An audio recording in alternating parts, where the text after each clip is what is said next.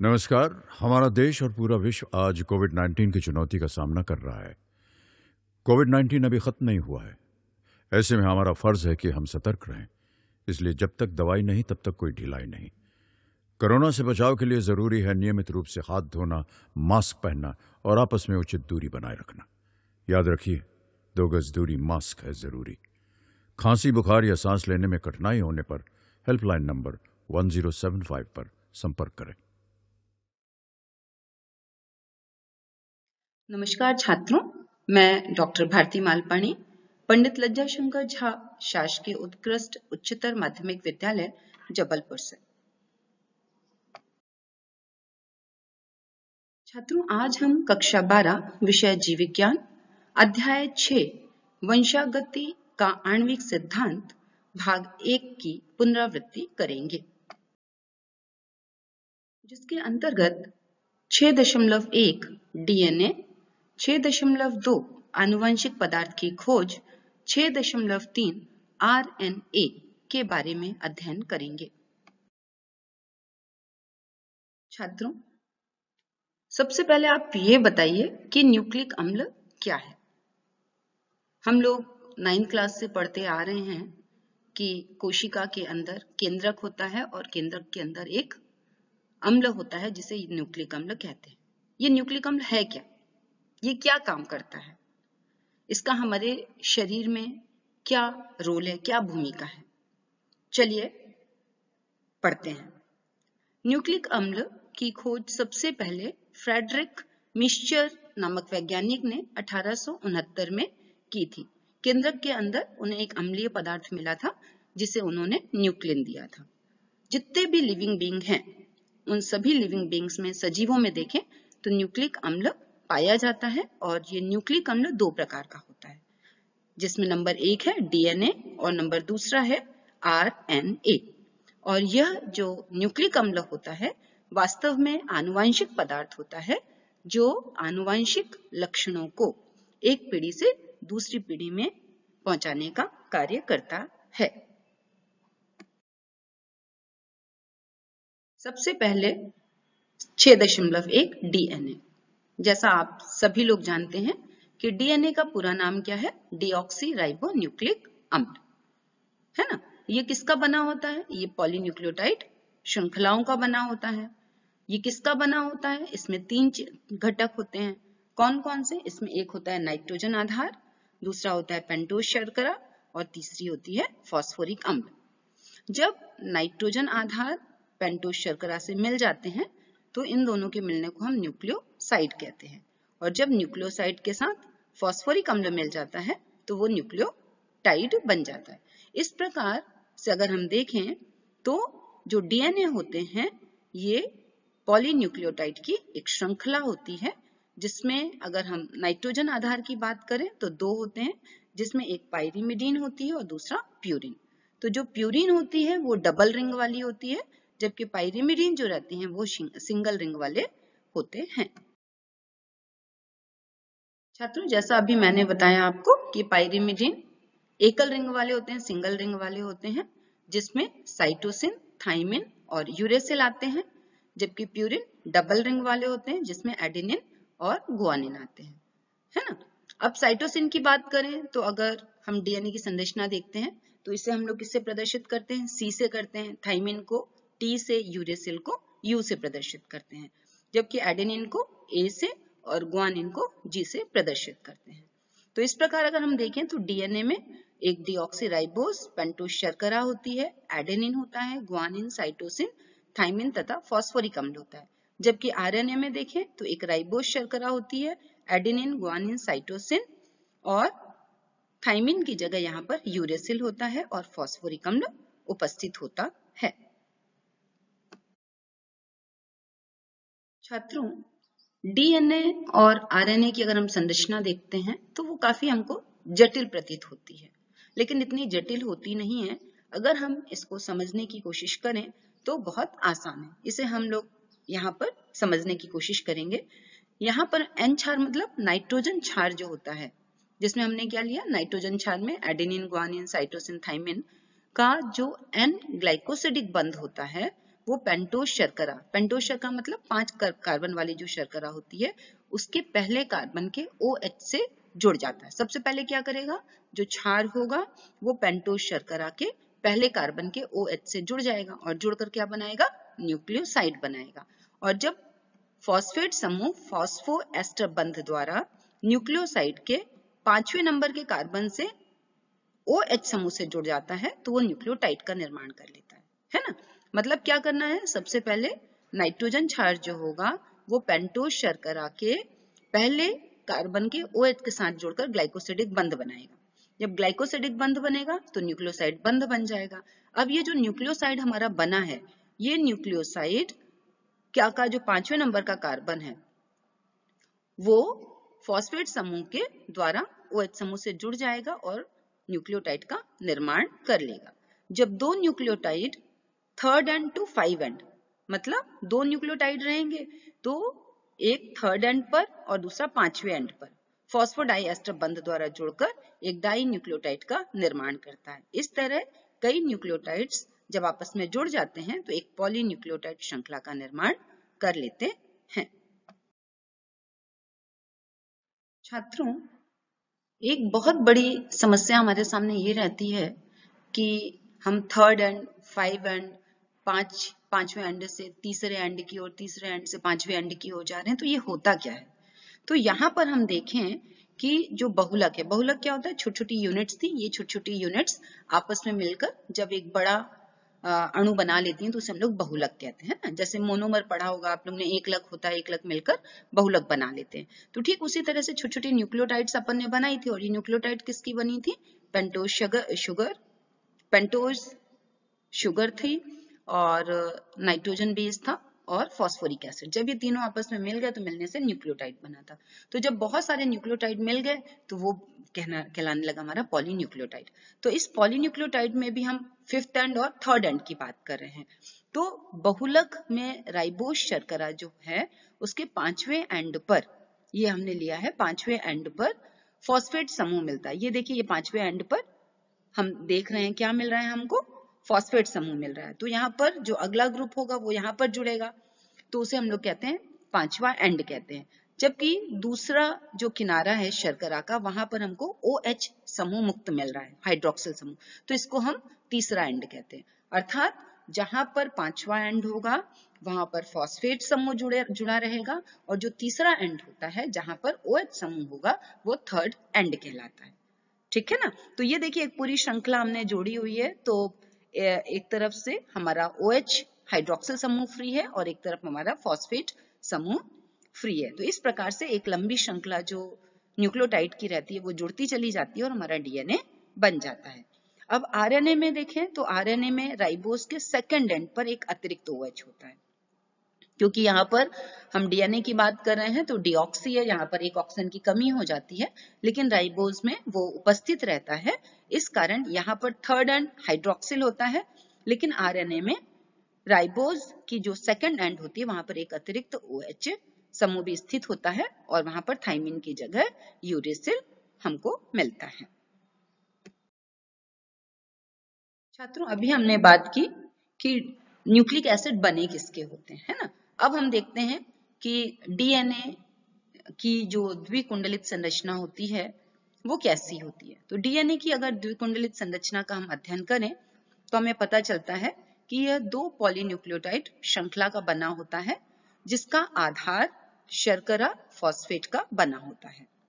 दोनों श्रृंखला प्रति समांतर ध्रुवता रखती हैं, मतलब एंटी पैरेलल होती हैं। एक अगर 5 एंड टू 3rd एंड की जा रही है तो दूसरी 3rd एंड टू 5 एंड की ओर जा रही है। जैसे अभी अपन ने पढ़ा 3rd एंड मतलब जहां पर OH समूह होगा और 5 एंड मतलब जहां पर फॉस्फोरिक अम्ल होगा। दोनों श्रृंखला के क्षार आपस में हाइड्रोजन बंध द्वारा जुड़े हुए होते हैं।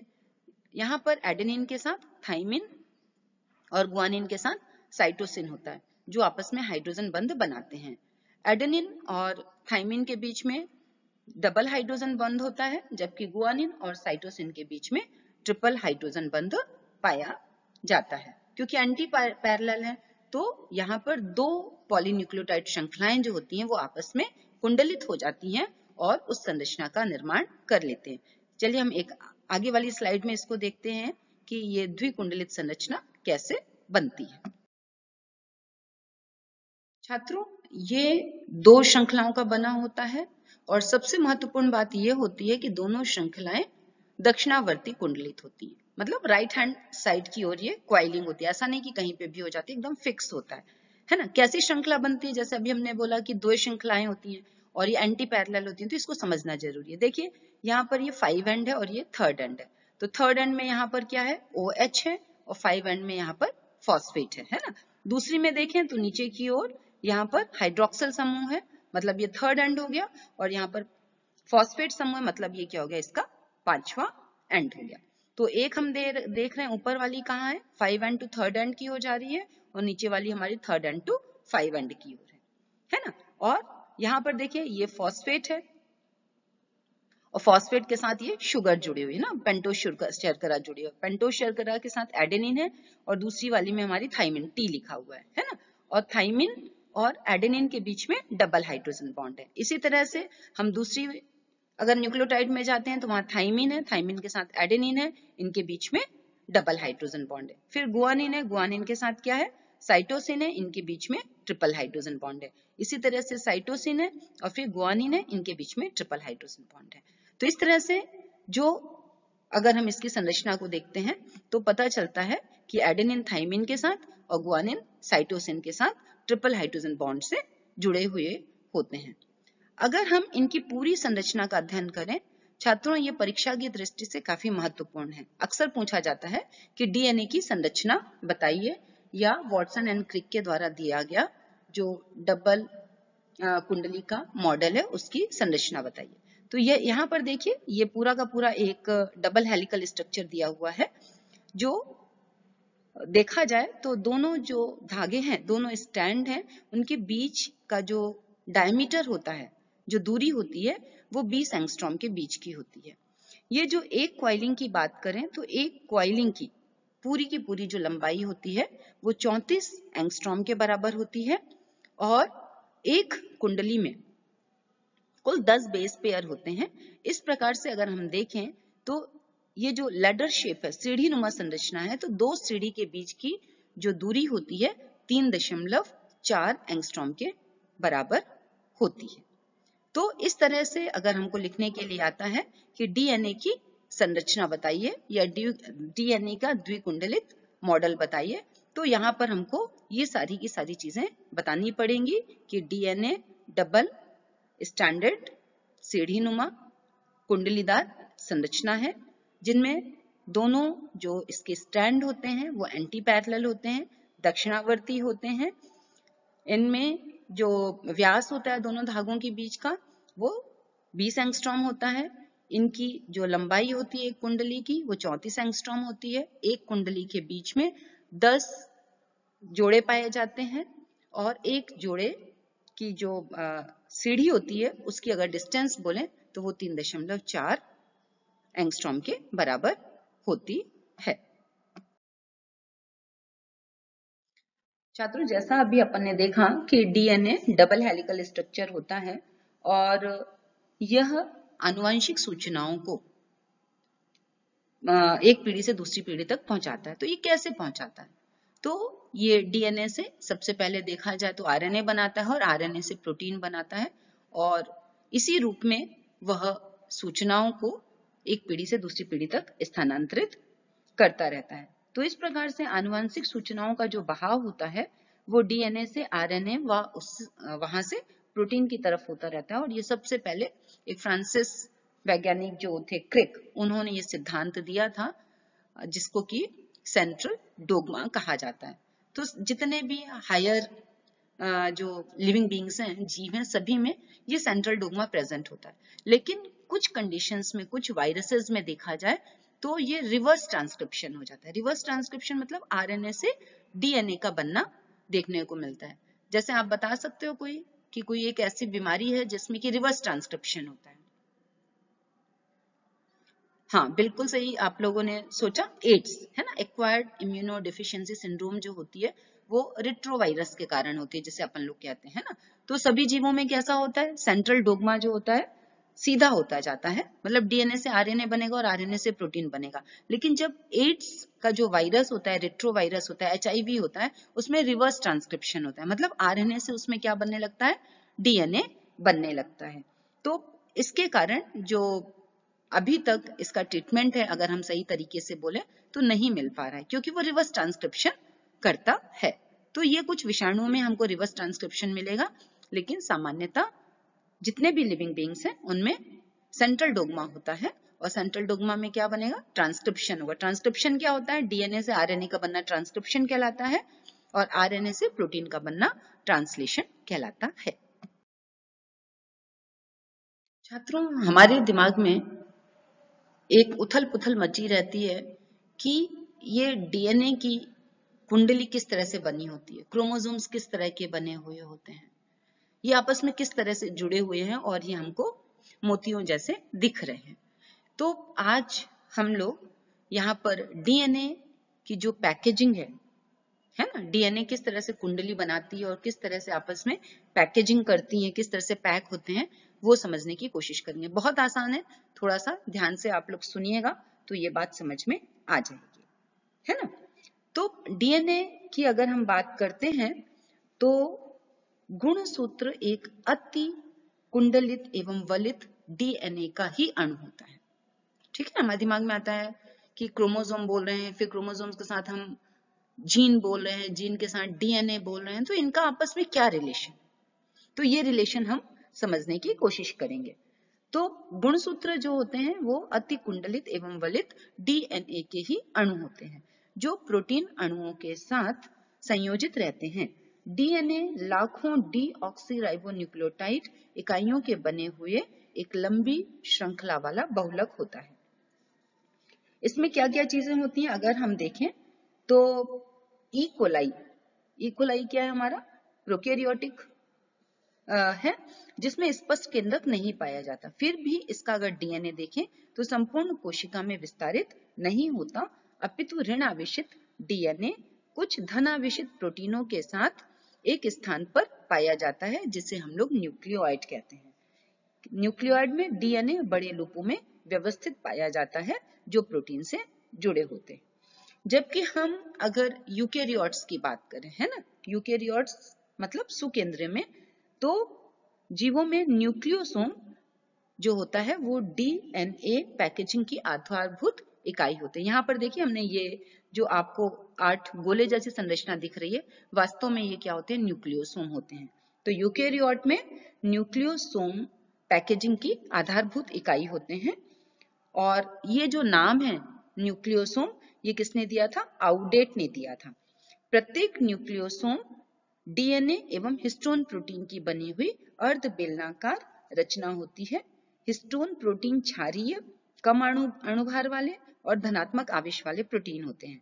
ये 5 प्रकार की होती है। यहाँ पर देखिए हमने लिखा हुआ है, H1 है, H2A, H2B, H3, H4, और एक छठी भी मिलती है जिसे H5 कहते हैं, जो कि मछलियों में और उभयचरों में पाई जाती हैं। हिस्टोन प्रोटीन में लाइसिन और आर्जिनिन अमीनो अम्ल प्रचुरता में पाए जाते हैं, और इसमें ट्रिप्टोफेन अमीनो अम्ल का अभाव होता है।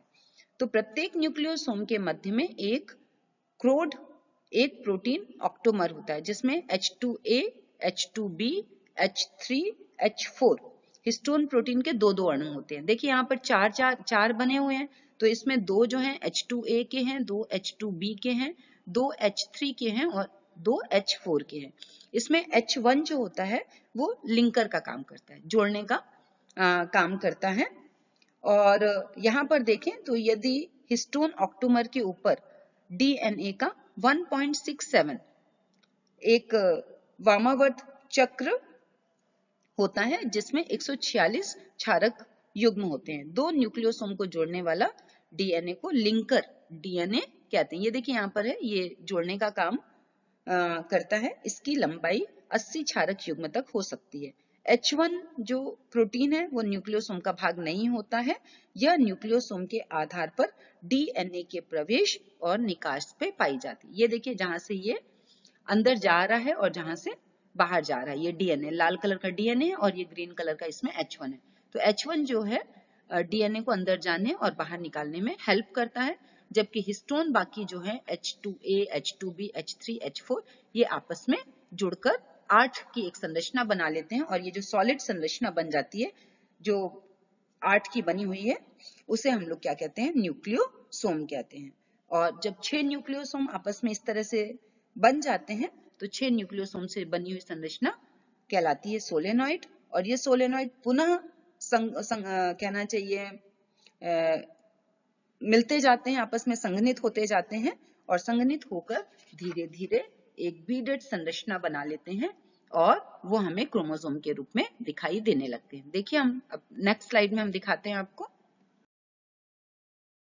छात्रों, अगर हम इलेक्ट्रॉन माइक्रोस्कोप से देखें तो ये पूरे की पूरी जो है वो हमें लगेगा कि पूरी की पूरी छोटी छोटी मोतियों की तरह ये जुड़े हुए हैं, और यही जो कंडेंस्ड फॉर्म रहता है, इनका संघनित रूप रहता है, ये आपस में मिलकर क्रोमैटिड बनाते हैं, और यही क्रोमैटिड कोशिका विभाजन के समय क्रोमैटिड जो रहते हैं वो क्रोमोसोम्स में फिर परिवर्तित होते हैं, दोहरे हो जाते हैं।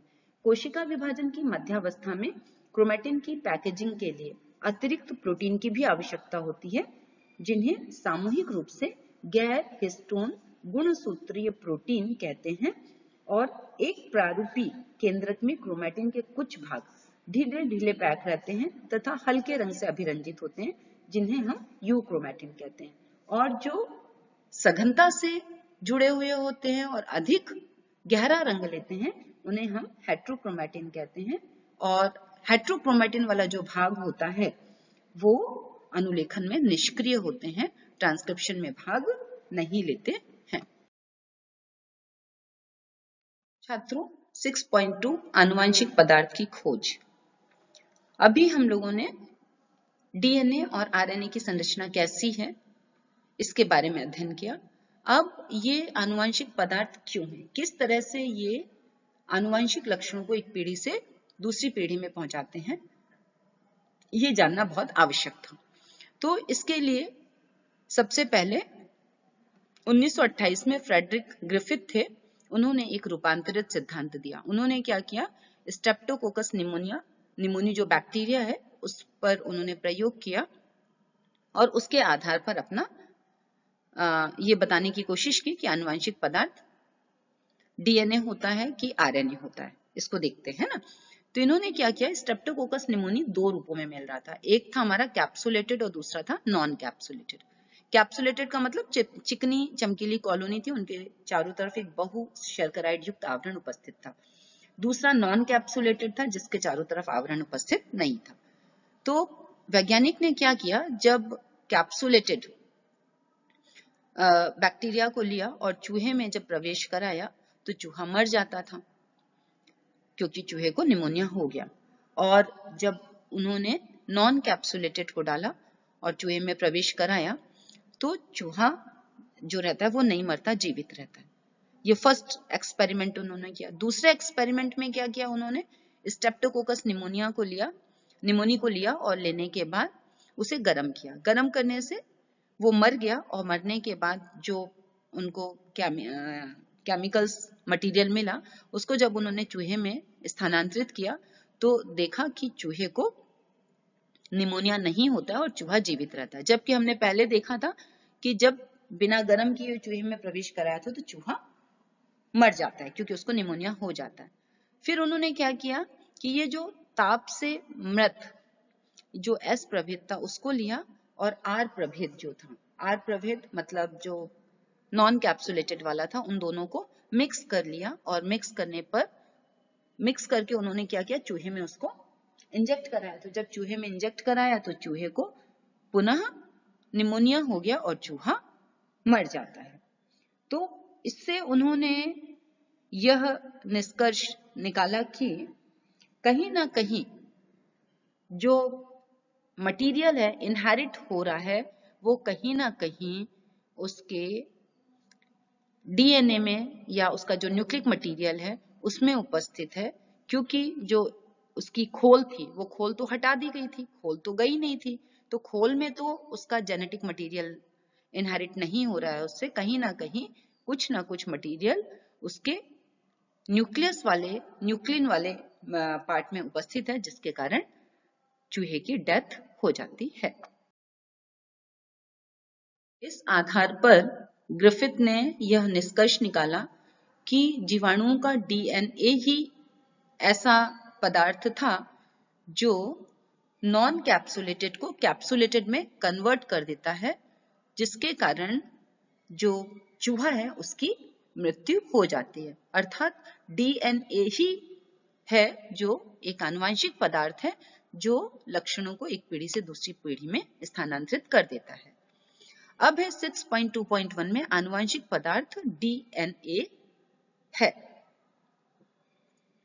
अल्फ्रेड हर्शे एवं हेस ने जीवाणु भोजी पर कार्य किया और इसके लिए उन्होंने क्या किया कि एक विषाणु को विकिरण सक्रिय सल्फर पर और एक विषाणु को विकिरण सक्रिय फास्फोरस की उपस्थिति में उत्पन्न किया।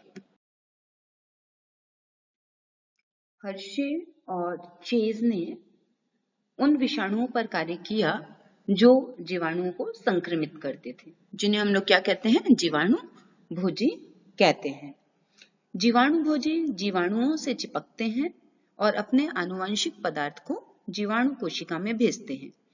जीवाणु कोशिका विषाणु के आनुवंशिक पदार्थ को अपना समझने लगते हैं, जिससे आगे चलकर अधिक विषाणुओं का निर्माण करते हैं। हर्शे और चेज को इस बात का पता लगाने के लिए प्रयोग किया कि विषाणु से प्रोटीन या डीएनए निकलकर जीवाणु में प्रवेश करता है कि नहीं।